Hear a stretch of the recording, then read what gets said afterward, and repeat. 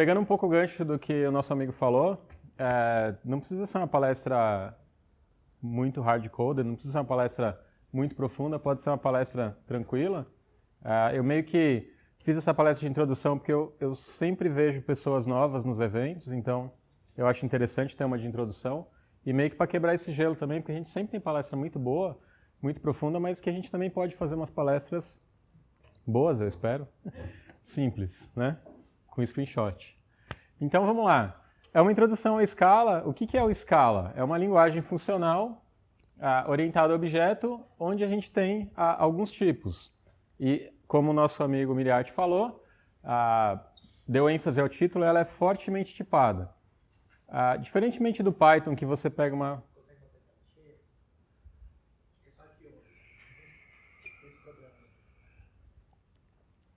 Como nosso amigo Miriart falou, ela é fortemente tipada. Ele fez uma palestra sobre título, infelizmente não deu para acompanhar muito, mas diferentemente do Python, que você põe uma variável lá, val a igual a uma string, depois val a igual a int, a igual a float, no Scala isso não pode. Setou um tipo, você não precisa definir o tipo na hora de criar o objeto. O compilador infere para você. Mas depois de definido, ele é aquilo e não muda mais, tá? A não ser por umas artimanhas lá, mas a gente mostra mais pra frente. Então, você pode criar objetos, que é a keyword object. Os objetos, eles são singletons, ou seja, é uma instância só na JVM. Você não precisa instanciar, ele já está automaticamente pronto para usar quando você executa a máquina virtual. E todo object tem um método main e ele é o ponto de entrada para a execução de um programa. Tá? Tem um outro tipo que é case object, eu quase nunca vi isso, não sei se vocês já viram bastante coisa. Você já viu case object? Muitos? Assim, raramente, mais no Enans, né? Mas é um tipo de objeto que ele é serializável. O que é algo que é serializável? É algo que você consegue converter em array de bytes e mandar para outros lugares. Então você consegue mandar ele para uma outra máquina virtual, ou pela rede, ou gravar o estado dele. Classes são objetos que são entidades que você usa para características e comportamentos. E para ter uma classe funcionando no seu programa, você tem que usar keyword new, que ele vai instanciar, criar uma instância daquela classe. Tem uma coisa bastante usada que são os companion objects. O que eles são? Eles são objetos com o mesmo nome de uma classe gravados ou construídos dentro do mesmo arquivo daquela classe. Então, para que ele serve? Ele serve para você colocar valores e métodos que não necessariamente são do contexto da instância da classe. Se você tiver coisas dentro de uma classe que você acha que não vai depender da instância, você cria um companion object e ele pode ser usado para criar sua classe e coisas do tipo. A case class ela é muito, muito usada e ela é bem marcante para as pessoas que vêm dos mundos orientação a objeto, porque por exemplo, toda vez que você vai acessar um banco, você tem que mapear lá o banco em um objeto no seu sistema, se ele for orientado a objeto e você estiver usando lá um ORM. Isso cabe muito bem numa case class, porque a case class, com uma linha você faz uma case class e ela já tem todos os métodos necessários para você conseguir usar isso. O compilador cria para você automaticamente os métodos como o toString, o hashcode, o equals e o copy, que nada mais é um cara que copia a instância daquela classe num outro atributo. Tá? E ele também gera um companion object para você com o método apply, que eu vou explicar um pouquinho mais para frente. Uma outra abstração que a gente tem no Scala são as traits. As traits são uma coisa que não é instanciável. E ele tem uma grande diferença do que eu estava acostumado antes, que eu programava no Java. Eu não sei se hoje pode já no Java ou não, mas fazer herança múltipla. Com Scala você consegue fazer herança múltipla, você consegue colocar várias traits dentro da mesma classe e isso permite você, como você consegue colocar métodos nas traits, você consegue fazer herança múltipla. As sealed traits são as traits seladas, elas só podem ser acessadas dentro do mesmo arquivo. Elas geralmente são usadas, os maiores exemplos que eu vejo são os enums, que é um pouco diferente do que o Miriart mostrou agora, mas tem duas formas de fazer enums, eu vou mostrar um pouquinho mais para frente. Tá? Bom, no Scala, uma coisa que me impactou muito quando eu comecei a programar no Scala era que tudo era imutável. Eu vinha de um mundo em que todos os objetos eram mutáveis. No Scala não, é tudo imutável. Isso, no começo, é um saco. É difícil, porque é uma quebra de paradigma muito forte. Eu não sei se alguém aí já programa em Scala, se sofreu, mas eu chorei muito por causa disso, cara. Dava raiva. Demorei para entender o significado e a importância, mas, basicamente, quando você tem uma instância no objeto com métodos lá no contexto com variáveis do contexto da sua classe sendo alterados dentro de um método da sua classe, e se você tem múltiplas instâncias desse objeto rodando ou múltiplos métodos acessando essas variáveis, uma hora isso vira caca, como eu já vi algumas vezes acontecer.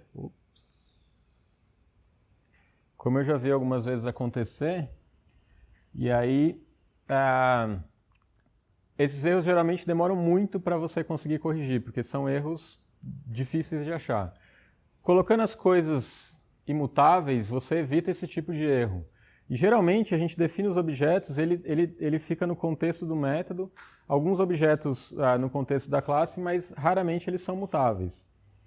Só que ela não é uma linguagem engessada, é uma linguagem totalmente flexível. Então, toda vez que se você quiser definir alguma coisa mutável, você define ela como var, de variável. Se você quer definir alguma coisa como imutável, que é o padrão, você define ela como vol. Tá? Aqui como exemplo, que eu falei para vocês, quando você atribui um valor para ela, o compilador infere para você qual que é o tipo, nesse caso é um inteiro, e a gente não consegue fazer um reassignment nela, ela não é mutável, você não consegue reatribuir um valor. Se você quiser reatribuir o valor, você define como var, e ele avisa para você quando ela for mudada. Isso aqui é no consolezinho do Scala, quando você programa tem um live coding lá que dá para fazer. Então, toda vez que você define um método, as variáveis desse método, ou os parâmetros desse método, eles são imutáveis por padrão. Você consegue mudar isso definindo ele como um var, tá? E aí, nesse caso, ele vai ser mutável dentro ali do contexto do seu método. Mas, raramente, se usa essas coisas. Agora, uma das coisas mais legais que tem no Scala, para mim, são as funções, tá? Ela é declarada com um atributo de igual maior. Toda vez que você vê um igual maior, você tem alguém declarando uma função. E a função, no Scala, ela acaba virando um objeto que ela pode ser atribuída a uma variável. E a função ela deve executar uma tarefa específica. O que é o legal disso? O legal é que você cria coisas. É claro que isso daqui é um exemplo bem simples, que ele não recebe nada e retorna uma string, tá? Aqui a gente vê que ele virou um objeto. Você consegue executar o seu objeto e ele vai retornar o que você colocou ali. Dava para fazer coisas mais complexas aqui, você consegue fazer operações. Tá? E aí, como você consegue atribuir ele num objeto, você consegue passar comportamentos para os seus métodos, você consegue passar funções dentro dos seus métodos. Isso é uma das coisas bem interessantes de se fazer. Aqui eu fiz um exemplozinho besta de como você passar uma função como argumento do método, mas se a gente extrapolar isso daqui, a gente consegue fazer uma calculadora com um método só de igual e a gente consegue passar todas as operações por esse método. A gente consegue começar com uma calculadora que faz 4 funções, ou soma, subtração, multiplicação e divisão. E aí, conforme o seu projeto vai ficando robusto, você consegue deixar ela científica, passar raiz quadrada e outros métodos. Basicamente, a gente aqui, nesse caso, eu defini um método que ele retorna int, ele recebe um x ali, ele recebe um parâmetro inteiro. Então, quando eu executar, eu posso executar o parâmetro do inteiro. Tá aqui a definição, desculpa. Ele recebe um int e retorna um inteiro. Aí ele vai executar, no caso, a função que foi passada e atribuir, somar um número a ela. Eu fiz dois exemplos bestas, um que é o quadrado e outro que é o dobro. O dobro ele vai multiplicar por 2 e o quadrado vai multiplicar por ele mesmo. Se a gente chegar ali voltar e executar o método passando essas duas funções, aqui tem um exemplo passando o método do quadrado, ele vai fazer o 5 ao quadrado e somar 1, 5 vezes 5, 25, mais 1, 26. Se a gente fizer o dobro, no 5, 2 vezes 5, 10, mais 1. Isso é só um aperitivinho para mostrar o poder que você consegue ter usando funções nos seus objetos. Dá para fazer coisas bem legais com elas, tá? Uma outra coisa que choca bastante quando você migra para cá são os métodos da Collections. A Collections é uma das coisas mais interessantes, junto com funções, na minha opinião, que tem no Scala, e com ele você consegue brincar bastante.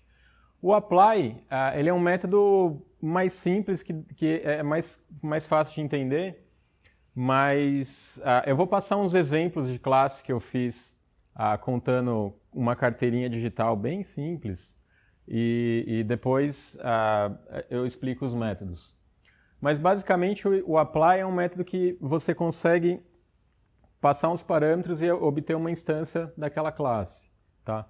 No Case Class isso é feito automaticamente. Então eu vou pedir um pouquinho de imaginação aqui para vocês, para entrar dentro desse case de exemplo, que basicamente vai implementar uma classe bem simples de usuário e uma classe de transação com 3 tipos: depósito, retirada e pagamento, tá? O usuário basicamente vai ser uma Case Class com o ID e o nome, e o status da transação. Essa é uma forma de fazer enums no Scala hoje, criando uma traitzinha. Essa trait vira o seu enum e você cria case objects dentro do mesmo arquivo, passando os seus tipos, né? Tem como fazer v-enumeration, como o Miriati mostrou, mas essa é uma outra forma de fazer enums. E contando aqui na nossa classe de transação, o que a gente tem? Um ID, um usuário de origem e destino, um tipo e um valor. Uma transação bem simples. E aqui eu usei uma outra coisa que no Scala é bem marcante, que são os options. O que são os options? Os options são classes que elas podem ou não ter um valor. Mas por que eu usei isso no usuário de origem e destino? Porque eu criei um microcase onde o cara pode fazer retirada e depósito nessa conta. E quando o cara faz depósito, não tem usuário de origem, né? Ele chega lá no caixa, deposita um dinheiro e aquele dinheiro entra na conta dele. Quando ele sai, tira o dinheiro vai sair da carteira dele e dali para frente não interessa mais o que você fez, pelo menos para esse sistema. Aí eu venho comparando aqui, mostrando para vocês um exemplinho de um método for-each. O for-each é um método que percorre, quando você tem uma lista, ele vai percorrer cada um dos elementos dessa lista e ele vai executar o que você colocar lá. É um exemplo de método que recebe uma função. O for-each recebe uma função e você manda executar a função em cada um dos elementos. Ele vai percorrer cada elemento e a sua função vai ser do tipo do elemento daquela lista e ela não, no caso do for-each ela não retorna nada, que no Scala é o unit. Comparando aqui com C#, só para ter uma funcionalidadezinha besta, que é imprimir o nome dos usuários. Se a gente fosse fazer com C#, um código já resumido, a gente definiria lá a lista dos usuários, depois a gente percorreria ela e faria um console.write. No Scala, como a gente de Scala, eu pelo menos, não posso falar isso que minha chefe está aqui, mas eu sou preguiçoso, aí a gente escreve pouco código. Para fazer um for-each no Scala, você só precisa da lista. A lista já tem um método for-each. Esse u aqui são cada um dos elementos da lista e ele está aplicando uma função que basicamente vai imprimir o nome da função. Então, o u, como sendo um usuário, ele tem um método name, que retorna o nome, e esse println vai imprimir cada um deles numa lista. Ele percorre tudo isso e imprime todos os nomes dos usuários da sua lista. sobrar tempo depois a gente faz isso na mão. Vamos lá, e se a gente for fazer um outro método interessante é o map. O map ele é um método que percorre a lista e faz uma transformação em cada um dos elementos. O for each ele não retorna nada. Você executa ele na lista, ele faz operações lá com os elementos da lista, mas ele não tem nenhum retorno. O map não, o map é um método de transformação. Ele pega alguma coisa que está na lista e muda a forma dela, tá? Contando que a gente tem uma lista de transações, se você fizer um for each lá, ou no caso, isso aqui é o for each do Java, para a gente fazer uma transformação, a gente tem que criar uma nova lista e adicionar todos os valores novos nessa nova lista e retornar essa nova lista. O que é um pouquinho chato, né? Que você tem que criar a lista, instanciar, passar, fazer um monte de coisa. No Scala você usa o map. Cada um desses underscore aqui eu explico mais para frente. Ele vai ser um objeto de tipo transação. Ele vai retornar o valor. Essa linha aqui retorna uma lista de valores que no caso vai ser double. Acho que era double que eu usei lá na transação, né? Sabendo como funciona o map, a gente consegue saber como funciona o flat map. Eu também usei o option lá em cima para mostrar um exemplo de como você desempacota objetos. O flat map ele é um map mais turbo. A gente consegue empacotar os objetos dentro de outros objetos e aqui o flat map é uma forma de desempacotar esses objetos. Se você criar esse método da lista lá que chama fill, ele cria uma lista de listas. No caso, ele cria 4 posições com 5 elementos cada uma e eu coloquei um valor string set lá, ele criou uma lista de string, uma lista de strings. Acontece muitas vezes quando você tem relacionamentos no banco e você pega um objeto que tem uma lista dentro dele, depois você tem lá dentro dessa lista uma outra lista e você muitas vezes precisa acessar cada um daqueles elementos. Como que você transforma essa lista de listas numa lista simples? O flat map faz isso para você, ele deixa a estrutura flat. O flat map flat é a palavra em inglês que define plano. Então ele vai transformar a sua lista numa lista plana com todos os elementos que estavam lá dentro dela. Se a gente criar uma lista com transações passando um usuário, sum é uma forma de pegar um opcional e atribuir um valor a ele. Se a gente pegar o usuário de origem, a gente teria uma lista de option de usuários. E aí, dentro de cada elemento, você teria que passar por ele e pegar o valor, porque o option é um encapsulador de elementos. Se a gente usar o flat map, ele já traz a lista flat para você, só com o usuário de origem. Ela vai transformar uma lista de transações numa lista de usuários de origem. E aí, uma outra coisa interessante que tem, mas que é muito complicada, pelo menos para mim foi muito complicado entender, são os folds. Os folds são métodos que percorrem a lista e retornam para você um único valor. Vocês já devem ter ouvido muito falar daquele MapReduce, que é um algoritmo que foi inventado lá pela galerinha do Google, que basicamente o que ele faz? Ele percorre uma lista, faz algumas transformações nela e retorna um valor. Basicamente é um map e um fold. O fold ele é um apelido, tem um método que chama reduce também na lista, só que a diferença do fold para o reduce é que no fold, no caso do left, você consegue colocar um valor inicial. E aqui, o que a gente fez? A gente fez uma lista de usuários de transação, contando que o tipo da lista seja saque ou depósito, a gente soma o valor quando foi saque e decrementa quando foi depósito. Desculpa. A gente soma quando foi depósito e quando foi saque a gente decrementa.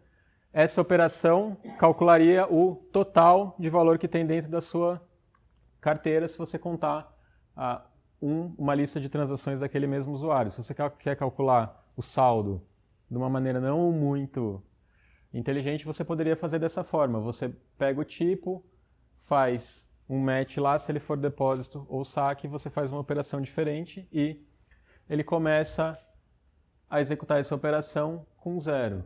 No case aqui, sempre a gente tem o valor anterior e o valor corrente. Esse valor anterior vai ser do tipo long e esse valor corrente vai ser uma transação. essa função ela tem que transformar essa transação em um valor do tipo long, tá? E essa é a transformação que esse fold faz. Ele está reduzindo e pegando uma lista de transações lá do usuário e retornando o saldo final da conta dele. Beleza? Aí você tem fold, fold left e fold right. A diferença deles é a forma como eles percorrem a lista. O fold left vai do começo para o fim, o right vai do final para o começo. E isso no Scala tem uma diferença bem interessante, porque as listas no Scala elas são linkadas. Você tem um valor linkado a uma lista, o próximo valor está linkado a uma lista e assim sucessivamente. É uma lista linkada, um valor linkado numa lista, depois você tem a cabecinha e a lista final e assim sucessivamente. Quando você percorre ela do começo para o fim, é mais fácil, porque você parte de um valor e vai para uma lista. Quando você quer percorrer ela do fim para o começo, você tem que percorrer até o último elemento da última lista para depois voltar. Então essa é uma operação mais cara, tá? O fold, ele faz uma operação em árvore. O fold left e o fold right, eles fazem na sequência, da direita para a esquerda e da esquerda para a direita. O fold ele faz em árvore, ou seja, ele consegue fazer uma operação em paralelo. Só que por ele fazer a operação em árvore, você não consegue definir um valor inicial para ele, porque ele pode rodar coisas em paralelo, e essa é a grande diferença entre eles. Se a gente vê aqui, a assinatura dos métodos são diferentes, porque o right e o left têm o valor inicial, o fold não tem. Uma outra diferença é que no fold o parâmetro tem que ser do tipo que é a lista ou alguém que estendeu aquele tipo. Estendeu não, né? Ele é pai daquele tipo. Aí a gente cai no implícitos. Implícitos é uma outra coisa que é meio polêmica no Scala. Eu escolhi um tema meio polêmico para falar de implícitos aqui. Hoje tem umas pessoas mais novas, talvez não conheçam o que eu vou falar, mas acho que a maioria conhece. Métodos implícitos são métodos que são executados pelo contexto do seu ambiente lá, e ele pode ser executado a qualquer hora. Geralmente eles são usados para converter objetos, tá? Eu fiz uma brincadeira aqui com aquela musiquinha de carnaval, Maria Sapatão, tá ligado? Maria Sapatão, Sapatão, de dia Maria e de noite é João. Essa é a parte polêmica da minha palestra aqui. Eu criei lá, para você usar o Implicit, você tem que importar essa classe do Implicit Collections, que ela é meio que um cara que determina para você quando você vai usar ou não. Se você não importar ela, o compilador te dá um warning. Ele serve para controlar a forma como você executa os implícitos, mas basicamente eu fiz lá uma tradezinha sapatão, a Maria só tem um atributo besta de idade, e ela estende sapatão, e o João ele só tem um atributo de idade. O que o implícito faz? Como que a gente define o implícito? A gente consegue definir métodos do implícito. Eu chamei um método de dia aqui que ele pega o João e transforma em Maria. Basicamente ele só carrega o atributo de idade. E o contrário também. De noite, ele pega a Maria e transforma em João, que é exatamente o que aquela musiquinha faz. É uma musiquinha bem simples. Aí eu defini um métodozinho, bestinha aqui, que ele recebe João, ele vai dizer, imprime o objeto indo para a balada.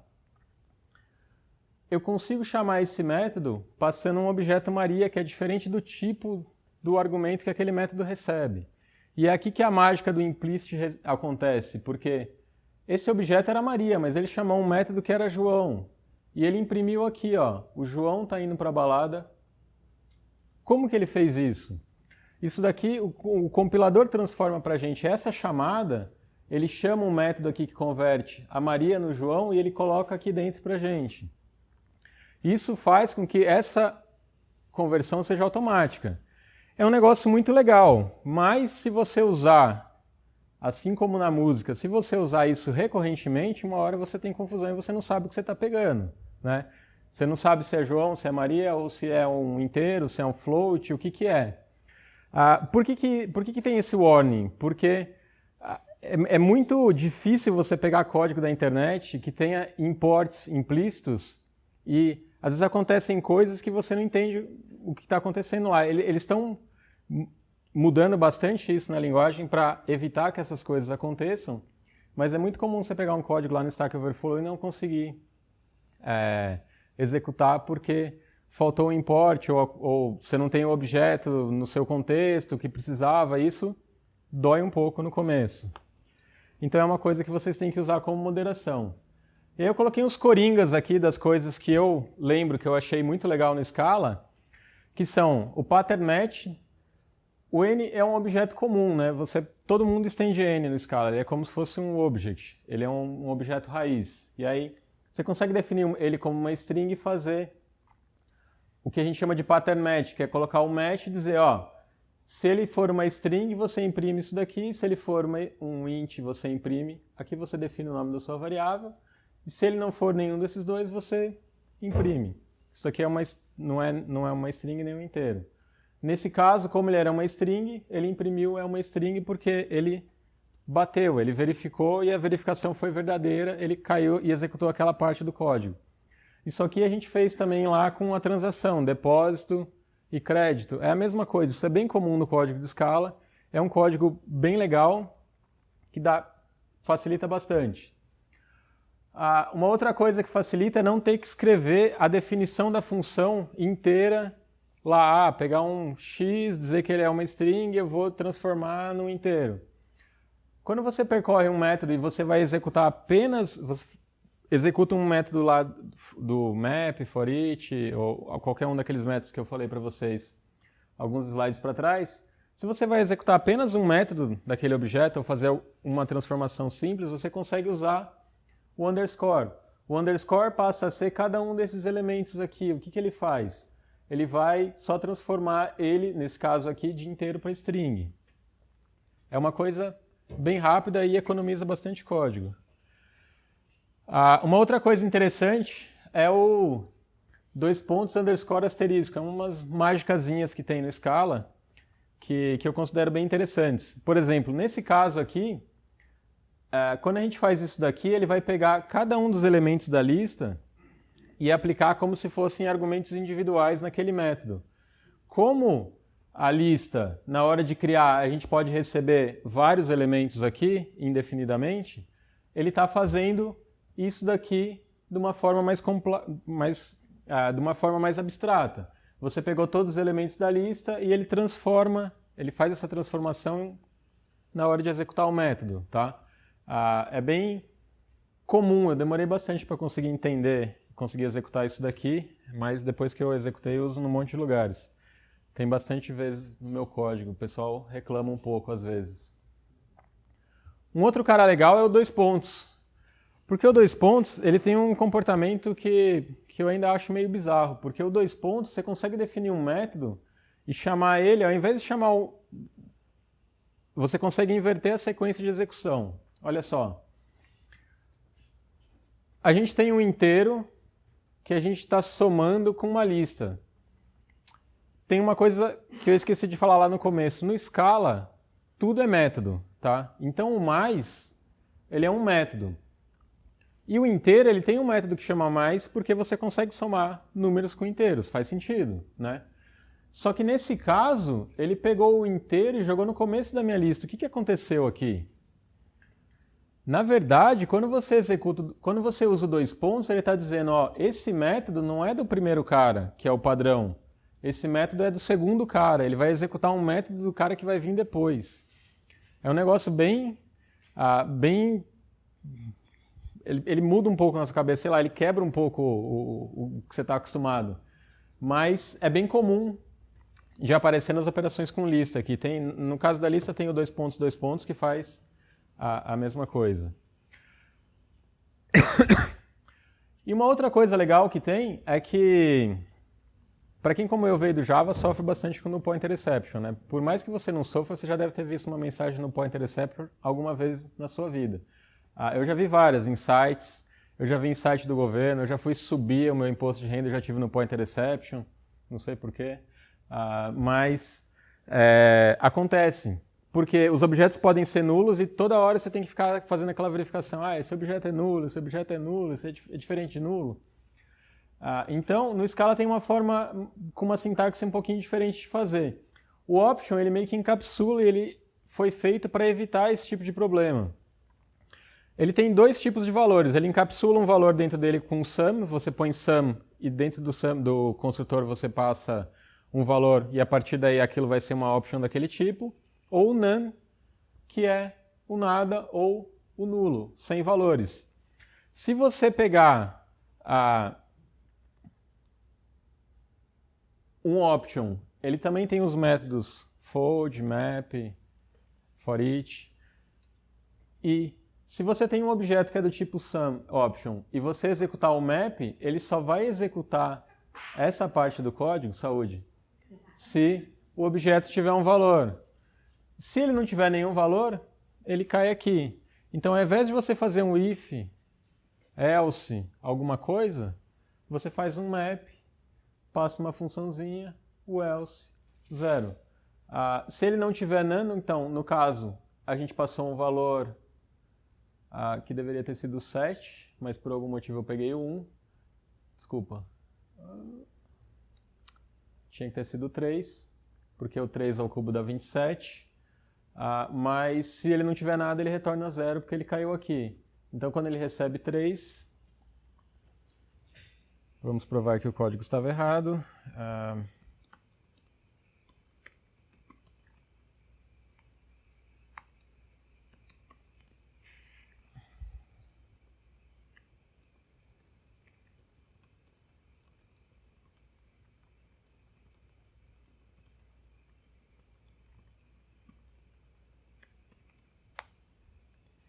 Então, quando o valor é 3, ele retorna 27. Quando o valor for 1, ele vai retornar 1. Por isso que eu mudei, porque não faz sentido. Agora, se ele não for nada, ele vai retornar 0.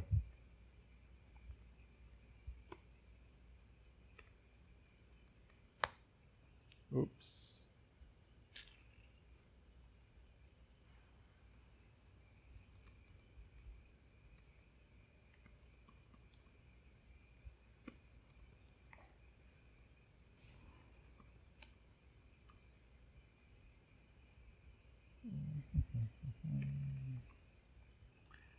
Por que ele deu erro aqui em cima? Porque eu não passei o tipo do atributo lá, e aí ele não sabe qual que é o tipo do atributo, e nem todo atributo tem um método string. Quando você não passa o tipo do atributo, ele vira um option de nothing, que é nada, e aí ele não tem o método asterisco, por isso que ele deu erro. Tipando o objeto daquele jeito, ele consegue executar e ele retorna o 0.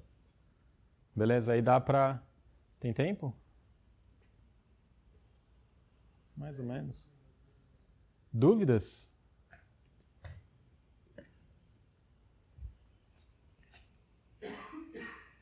Daqui, eu tinha feito uma apresentação bem legal, cara, que ela ia clarificando as coisas para vocês, mas infelizmente ela não funcionou.